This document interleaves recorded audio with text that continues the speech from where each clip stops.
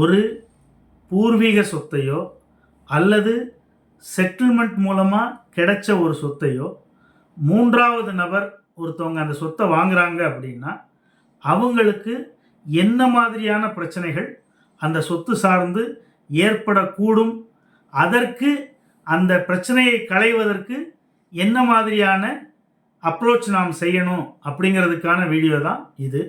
இப்போ ஒரு பூர்வீக சொத்து இருக்குது அல்லது செட்டில்மெண்ட் மூலமாக கிடைச்ச ஒரு சொத்து இருக்குதுன்னு வச்சுக்குவோம். பூர்வீக சொத்து அல்லது குடும்பத்துக்குள்ள செட்டில்மெண்ட் சொத்துனாலே அதில் இருக்கக்கூடிய உரிமையாளர்கள் அந்த நிலத்துக்கு சொந்தக்காரங்கன்னு பார்த்தீங்கன்னா அண்ணன் தம்பிகளாகவோ அங்காளி பங்காளிகளாகவோ இருப்பாங்க. அதாவது பெரியப்பா சித்தப்பா பசங்க இந்த மாதிரியான உறவு முறைகளுக்கு இடையில தான் அந்த சொத்து உரிமையாளர்கள் இருப்பாங்க.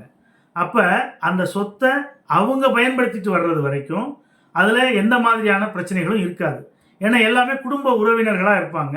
அதனால அங்கே வழி விடுற பிரச்சனையோ அதெல்லாம் இருக்காது. இப்போ அந்த சொத்துக்கு வழிப்பாதையே இல்லைன்னா கூட ஒருத்தர் அதை அனுமதிச்சிருப்பார், அந்த வழியை பயன்படுத்திக்கிறதுக்கு அனுமதிச்சிருப்பார்.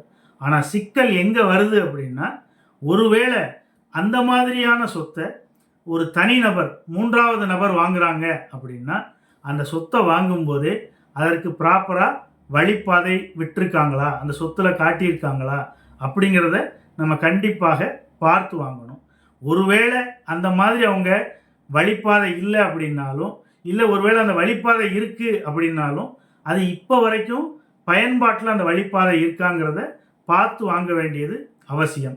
ஒருவேளை நீங்கள் அப்படி பார்த்து வாங்க தவறிட்டீங்க, ஒரு பூர்வீக சொத்தை வாங்கிட்டீங்க, ஆனால் அந்த சொத்தை சுற்றி இருக்கிறதெல்லாம் பட்டா நிலமாக இருக்குது, ஆனால் உங்களுக்கு வழிப்பாதை இல்லாமல் இருக்குது அப்படின்னா நீங்கள் இந்திய வசதியுரிமை சட்டத்தை பயன்படுத்தி நீதிமன்றத்தின் உதவியின் மூலமாக உங்களுக்கான வழிப்பாதையை ஏற்படுத்தி கொள்ள முடியும் அப்படிங்கிறத தெரிஞ்சுக்கணும்.